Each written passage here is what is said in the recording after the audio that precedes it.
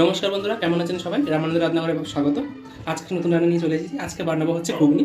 সেখানে দেখুন মটর ভিজিয়ে রেখেছিলাম 5 থেকে 6 ঘন্টা। এখানে আলু কুচিয়ে নিয়েছি, টমেটো কুচি, লঙ্কা কুচি, আর এদিকে নুন, হলুদ, চিনি, জিরে গুঁড়ো, ধনে গুঁড়ো, লঙ্কার গুঁড়ো, আর এখানে নিয়েছি হচ্ছে সানরাইজের চানা মশলা, আর এখানে আপনার নিয়েছি হচ্ছে গুঁড়ো গরম মশলা, আর এখানে গোটা জিরে, শুকনো লঙ্কা, গোটা গরম মশলা, আর এখানে তেল, জল।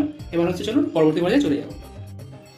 মটরটা সেদ্ধ করার জন্য প্রেসার কুকার নিয়ে নিয়েছি। এবার হচ্ছে মটরটা তার মধ্যে দিয়ে দেবো, আর দিয়ে দেবো হচ্ছে নুন, আর দিয়ে দেবো হচ্ছে জল। জল দিয়ে সবকিছু দিয়ে বসিয়ে দিচ্ছি। এবার গ্যাসটাকে জ্বালিয়ে নিয়ে গ্যাস জ্বালিয়ে প্রেসার কুকারে করে মটরটা সেদ্ধ বসিয়ে দিয়েছি। এবার 6 থেকে 7টা সিটি মেরে নেবো।